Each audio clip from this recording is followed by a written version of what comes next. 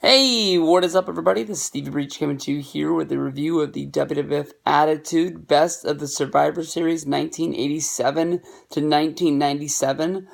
Coming up in the next couple of weeks, we have a WWE DVD release of 30 years of Survivor Series. So I thought I would go back and take a look at the first edition, I guess you can say, looking at the first 10 years. This is a 1 hour sort of documentary that is hosted by Michael Cole. I can honestly tell you that for a lot of newer WWE, WWF DVD collectors, some of the early DVDs they go for is for those 2001 releases from the WWF Attitude Collection, which ended up being a collection of re-releases that were released on VHS back in the day and were just sort of quickly transferred over. Some of those were like Unforgiven 98. There was a Best of The Undertaker, a Best of Stone Cold Steve Austin. I apologize, there was two Best of Stone Cold Steve Austins. And a few other ones. Austin vs. McMahon is the one that's pretty much dipped in gold as one of the most expensive WWF DVDs there is out there. But this one out here honestly sells for about $50 used, $60 new on Amazon. I will honestly tell you to save your money. There is nothing on this Survivor Series DVD that you need to see. Although it is a very good 1 hour documentary showing you some of the early years of the Survivor Series, this honestly should have been hyped up as their answer to a best of the 1997 Survivor Series and their version of Brett Screwed Brett. They spend 1 hour sort of hyping up what the Survivors used to be. And honestly, I know there was a point maybe around 2012, 2013, when I thought that the Survivor Series pay-per-view name needed to be retired, because I really hadn't thought about all of the history that the Survivor Series had. And, in the last few years, we've had the debut of The Shield. We had the debut of Sting. Sort of bringing some hype to Survivor Series over the last few years, showing that it is the fall classic of WWE. I thought that, honestly, what they showed on the cover is basically what they cover for the first 10 years, saying that is what the best of is. It opens up talking about the 1987 Survivor Series, and they basically made a very huge error in my mind. They basically play up the Survivor Series as a way to sort of answer people wanting to see Hulk Hogan versus Andre the Giant. And they basically say that the WrestleMania 3 was built around Andre the Giant having success in Hollywood over having the film The Princess Bride, that WWF put Hulk Hogan into Hollywood to make No Holds Barred. The only problem with that is that basically No Holds Barred was filmed in between WrestleMania 4 and WrestleMania 5 and had nothing to do with WrestleMania 3. They're able to show a clip of No Holds Barred. Maybe that's a way of sort of throwing some shade at Hulk Hogan, who was not a member of the WWF or WWE at the time. And that's what they were trying to do. They play up the fact that Hogan did win at WrestleMania 3, but Andre did win on the main event. And, sort of, they had the Survivor Series as a way to sort of make everything come back together. Hogan ended up fighting with King Kong Bundy on the outside during that match and ended up getting counted out.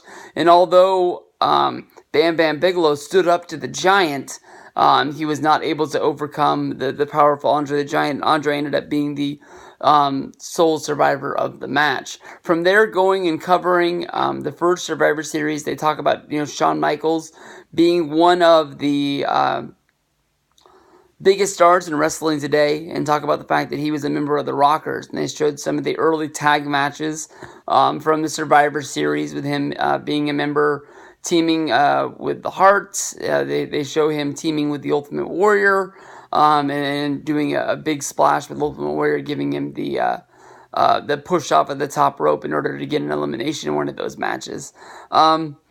Nothing really big there. From there, we go to the debut. It might not have been the debut of Goldust, but it's Goldust versus Bam Bam Bigelow.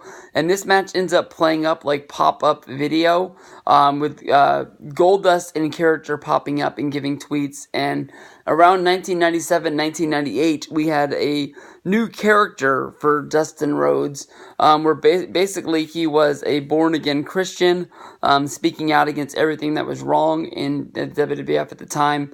So both of them are popping up on the screen at the same time, talking about the match. It honestly wasn't that good of a match to begin with. I don't know why it deserved to be on the Best of Survivor Series, but it was on here. From there we go to the I Quit match between Bret the Hitman Hart and Bob Backlund. Honestly, still today, one of the biggest head scratchers from my childhood. Basically, they talk about the fact that Bob Backlund had lost the championship, and after a decade of sitting on the sidelines, decided to come back to WWF and worked his way up to challenging against Bret Hart. I can honestly tell you that I remember Bob Backlund's comeback. I remember him wrestling and getting some wins on like Wrestling Challenge and the Jobber shows. I never saw him get a credible win. And all of a sudden, this guy's fighting for the championship against Bret Hart. And I know that it played into the storyline with Owen and everything and the family on the outside. But Owen ends up getting Bret's mom to throw in the towel for him in one of the worst towel throwings of all time. She goes to throw the towel, and her arm is extended to the point where her arm hits the rope, and the rope breaks the towel's throat, and it just starts to fall, and she starts to sort of push the towel into the ring, and she ends up like she looks like she's about to fall into the ring herself. It's just horrible. Backlund becomes a champion. He only held it for, I believe, a day, maybe 2 days, before dropping it to Diesel in the Madison Square Garden house show. It's sort of a hard clip to find for DVD collectors, but it is on YouTube and things like that if you're looking for it.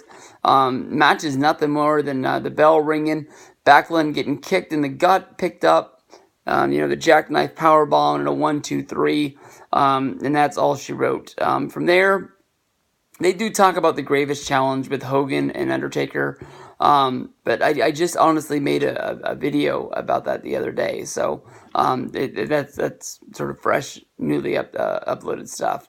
From there, they go to talking about the 97 Survivor Series, and at this point, they talk about 3 different matches. That's why I said they might as well just called this the Best of the 1997 Survivor Series.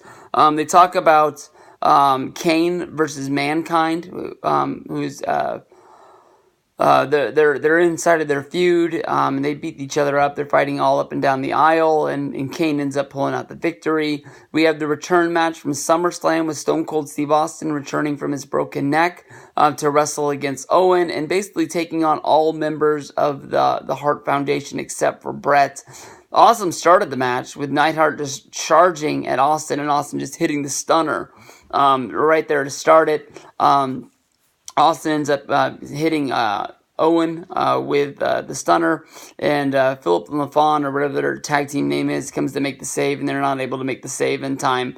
Austin gets his retribution from his neck breaking at SummerSlam and continues on as the Intercontinental Champion.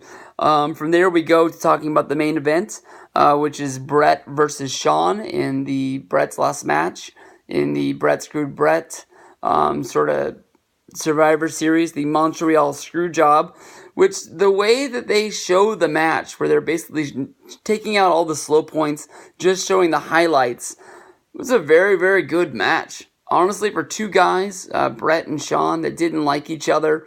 Even at one point, JR made reference to their fight backstage in Hartford at a Monday Night Raw taping. These guys didn't like each other, but they put together one hell of a match, and it really worked.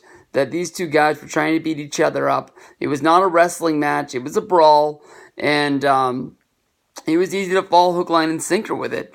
Out of the middle of nowhere, as everybody knows, Shawn ends up putting Bret into the sharpshooter. And Hebner rings for the bell. Honestly, the way that they cut the match together, you don't know that Vince and Sarge are at ringside until the match is already over, but Shawn and Triple H They are two of the most pissed off guys that have ever won the World Heavyweight Championship. I fell for it hook, line, and sinker. The story that they tell is that basically they had signed Brett to a 20-year deal. They weren't able to live up to it.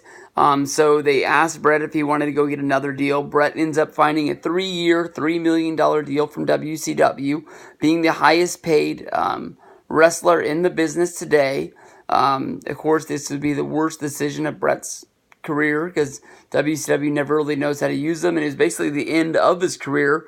By the end of that 3-year contract, he had basically suffered concussions and was not able to wrestle, to the point where WCW quietly just let his contract end. And until 2010, when he came back for WrestleMania 26 and to be the GM of Raw for that short period, we didn't hear Brett at all do anything.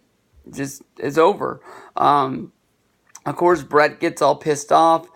They tell their story of basically, Brett not wanting to play ball. They even say at one point they show fans that are like honestly just not knowing what the hell is going on the outside, and they're all shocked. They try and sell the fact that Brett let them down with his actions, and then show him like breaking monitors, saying that he lost them as fans in Canada. Complete bullcrap. But I don't know. I mean, honestly, I don't think you need to have this DVD in your collection. I think that honestly, especially with the network now these days, and you can just click to watch the first Survivor Series main event. You can click to watch the Montreal Screwjob. You can pick the matches that you want to watch using the search feature, which works for me most of the time. But as far as this, I'm sure you'll never see this uploaded onto the WWE Network. Smear campaign on Hulk Hogan, smear campaign on Bret Hart. Just all around not that good. And a really, really weird Undertaker interview where he's in the Undertaker garb. And it's not like it's the closest you're ever going to get to an Undertaker shoot interview. I'll tell you that. Talking about the match with Hulk Hogan in 1991. But as much information as you get out of him, just really, really weird to hear him sort of talking in his regular voice about 1991 Undertaker.